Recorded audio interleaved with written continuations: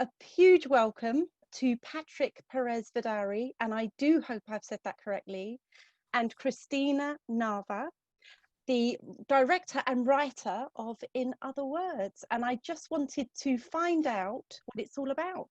Sure. Thanks for having us, Victoria. We are very happy to be with you. Our film has premiered in the US as of Tuesday, and the film is about a tech geek who creates a dating app. He's horrible with women, and the app matches him on the night that they sell their app to a big investor played by Chris Kattan. The app matches him with a girl who doesn't speak any English. And so he panics. He thinks his app must be broken. They got to cancel the deal. And his business partners say, no, maybe this is the right girl for you. So they travel, they're living in San Diego, and they travel across the border to the wine region of Baja California, Mexico. Yes. And he pursues this woman where she works at a beautiful winery.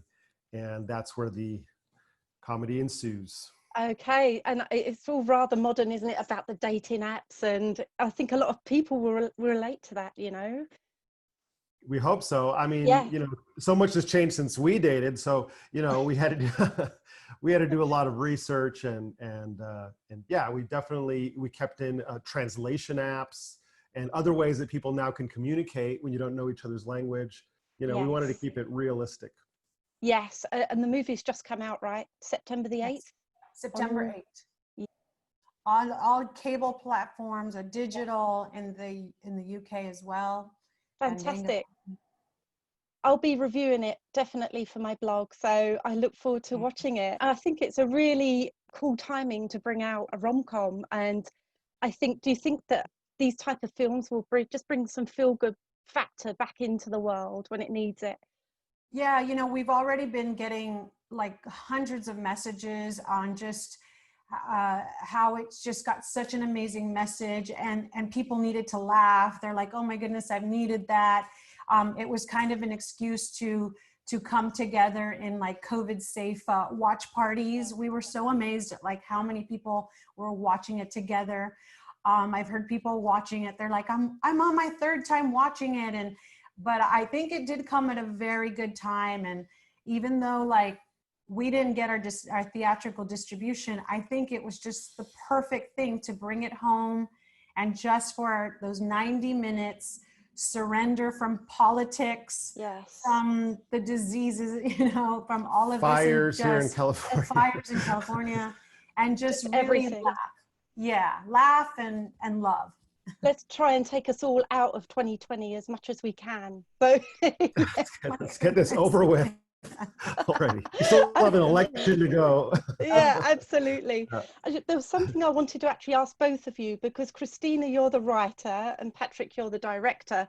At what points do both of you feel the most creative fulfillment in the process? At the start, or in the middle of it all, or at the end when you're finished? Well, it's such an interesting thing. I've often thought about this as a filmmaker, that really the most creative fulfillment comes when you watch it with an audience. You know, where you're sitting, I like to sit at the very back of the theater and just watch the reactions of the people. And thankfully we got to watch rough cuts before the pandemic hit with an audience. Wow. And so I did get to see a real honest theater full of people watch. And we did start our festival run as well. And we packed a theater and got to see people's reactions. And that was just so fulfilling. So you would be watching the reactions rather than what's going on screen, like, oh, totally. You know. Totally. I've seen the movie quite enough. Yeah. Superb. So, and Cristina, for yourself writing it, what was it coming up with the idea, and is that the most fulfilling for you? Yeah, you know, writing is such an isolated thing, right? So as soon as an actor gets the words, and then they make it their own, and they bring that next layer, and they just bring their best, like working with Chris Kattan and his improvisation skills, and Eddie Gunham, all the actors just brought their own flavor to it, and that was incredibly fulfilling as well. So there are multiple layers, and then the ultimate is, you know, being a fly on the wall and listening to people laugh, or saying, you know, I'm rooting for so-and-so, or just But the first reel is when the actors get it, that fulfillment, that just seeing them, what they do with it. I'm speechless and emotional on set. Yeah. And that has a lot to do with the director. So I must yes, say. him. And also, Cristina, how long did it take you to write this script? So there was a lot of research, and we had to go and sacrifice ourselves and do all this research at the wineries and taste all the food. That must have been awful. Oh, it's awful. So it, from inception to the final draft, it was probably about, let's say that was like 2016, maybe about a year with all the drafts. About a year. And then you're also rewriting on set. Yeah. All right. Okay. And Patrick, a question for you. What do you look for in a script? And it also in the films that you've done in the past too. What exactly do you look for that you think, yes, I can do this? Well, for me, there's got to be a real human element. Things that have kind of stereotype plots or characters, or that kind of are trying to fill a slot in the marketplace, but don't really have something that's fundamentally universal and human to it. Yeah. I think that my theme that I like to explore is truth and perception. The way you could judge something or think something is one way and then be completely, wrong in a delightful way. And I think that's what this movie is all about. And when the script Cristina wrote has those elements in abundance. Yes. It's about people perceiving things one way and being totally wrong, and it's a good thing. Yes. I wanted to ask you as well about directors, and do you feel that they're suited to certain genres, or should they be able to do anything, turn their hand at anything? Well, funny you should say that. I mean, I definitely think that we Sorry should... for this fully loaded question, by the way.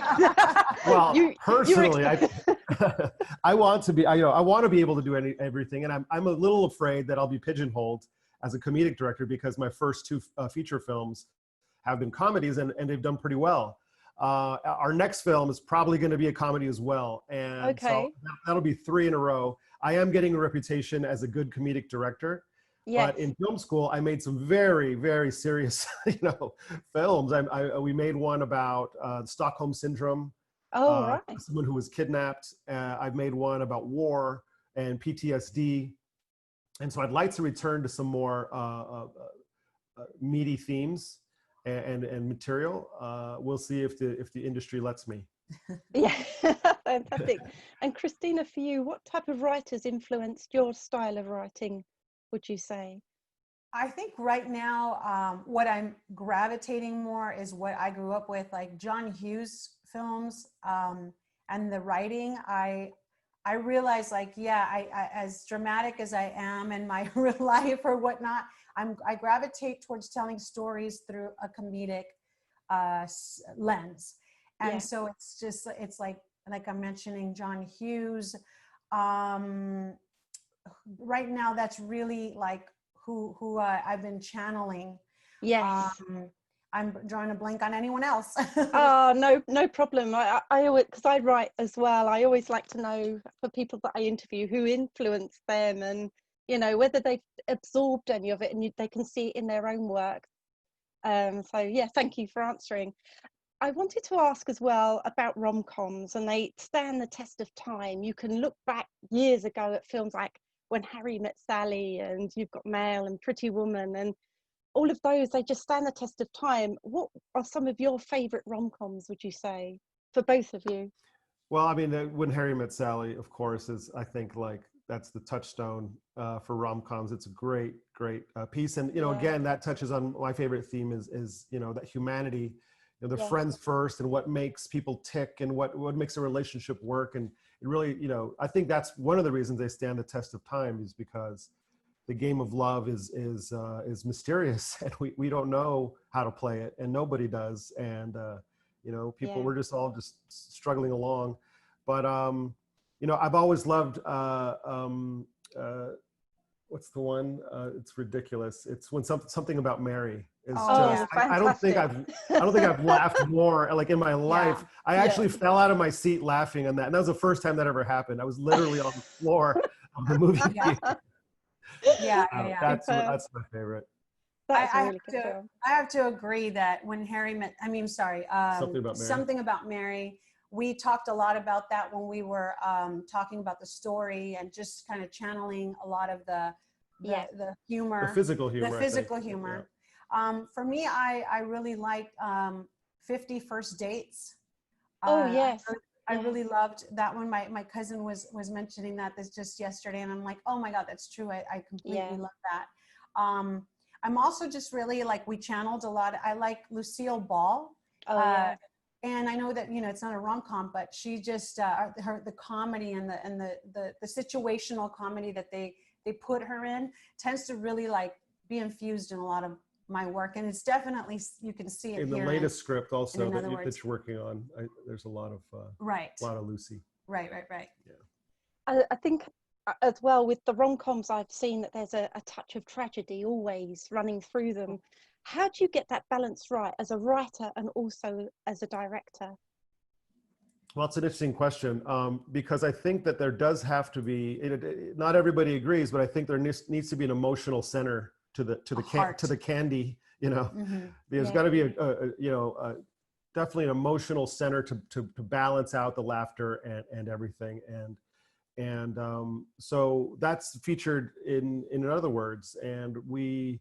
I got to work with the head writer of Saturday Night Live, Andrew Steele, on a project a few years ago. And he came to see my first film and did say wow, you got real serious there in the middle. I don't think his style of writing really tends to go that emotional, but we do kind of, in our scripts, we like to go to kind of veer a little bit to the emotional side. Yes. And maybe we can get some laughter, maybe we can get some tears, and I do like for a movie to kind of span the range of emotions. In this particular one, it also, we mess with the kind of genre. It kind of begins as a bromance with these three guys and their friendship and relationship and business. But once it kind of turns into the linear girl meets boy, but it's also bringing in the elements of the bromance struggling because of the girl. And, so we play with that as well. Right. I can't wait to see it. I really can't. I will definitely write up a glowing review. I know I will next week. Sorry, I just had one final question for you both. I've been running a Latin American series on my blog, speaking with various actors and writers, and they have all said that it's now their time to tell their story. Is that something that you would agree with? And can you see that as the future for Latin American films? Well, absolutely. And I'll speak to the American Latino perspective, which is what Patrick and I really, really speak to and focus on in our work. Yes. Patrick and I met, and we had that it's our time ever since we've met. And so what is really, really helpful is that we've partnered up, our partner Ruben Islas, we all have the same mission. And we are teaming up with people with the same mission, that these are our stories. They're American Latino. We straddle two worlds. For us, it's Mexico and the United States, and we do it, seamlessly. And so that really kind of is presented in our different works. For me, growing up in Southern California, I grew up in a very multi-ethnic environment. And when I saw the demographic trends, I was graduating college about 20 years ago, and I saw the demographic trends in the United States that the largest minority of the United States was now Latino Americans. And I thought, well, this is a no-brainer. We're gonna need to be represented in media, in government, in all aspects, right? And I thought the change was around the corner. And 20 years later, we're still kind of making slow progress at recognizing the vast amount of people in the United States who were born here of Latin descent. Yeah. And I think we have a particular voice, a particular story that needs to be told, and we're here to tell it. And so, whether it's a slow change or a fast change doesn't change our goal and our mission, which is to keep telling the stories with honesty and with as much craftsmanship. I think the most important thing for us to succeed in the market is just to succeed in the marketplace, period. We have to tell well-crafted, well-written, well-directed, well-acted stories that really resonate with people, and then our voices will be heard. I think that's such a powerful message, and thank you for sharing that on this podcast. I did lie. Actually, I do have one more question. Okay. And we had a giggle about it before I hit record about how do you work together as man and wife without killing each other? Is it possible to work with your spouse? Yeah, absolutely. The first project that Patrick and I worked on was his thesis film when he was doing his master's at UCLA. Yeah.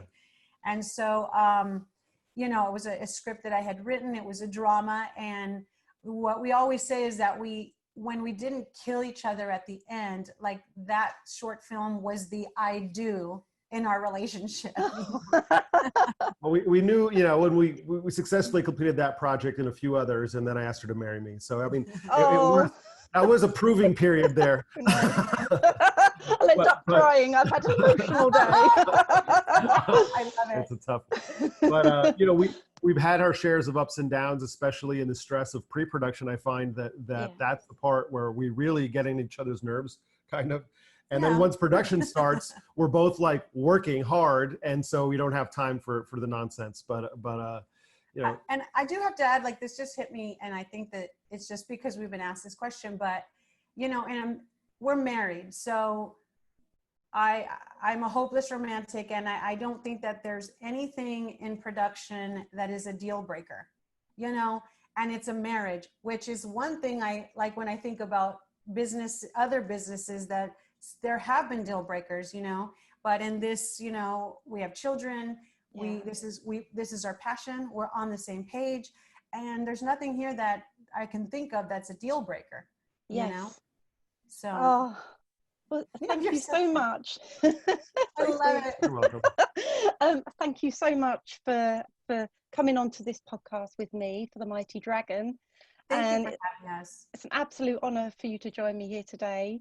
And I just wanted to thank Espada PR too, who brought us together, and all the best with the film. I can't wait. And and I'll send you a copy of my review. So fantastic. Thank you. Yeah. Okay. Thank you. Sorry. I don't know if you want to include this in the broadcast or not, but I just wanted to say, if you watch it, Amazon Prime is having an issue. They do not have our subtitles up. So if you watch it, you will miss the Spanish jokes that we've layered in there. People are still enjoying the movie even as is, because it puts you in the shoes of the protagonist who doesn't understand her. However, that's not how we intended it, and every other place that released it has it correctly. So no problem. I'll keep that on here because that's quite handy to know. So and we hope they fix it soon, but we're not sure when that'll happen. So but iTunes, Fandango, what are some other ones? Vudu. Here in the States, all the cable providers, any cable box will have it. Just go to On Demand, currently On Demand, and you'll find it there. Absolutely. Thank you so much, and have a wonderful day. So thank you, Victoria. Thank you so much. Thank you. Bye-bye. Bye-bye. Bye. This was the Mighty Dragon podcast, signing out for now.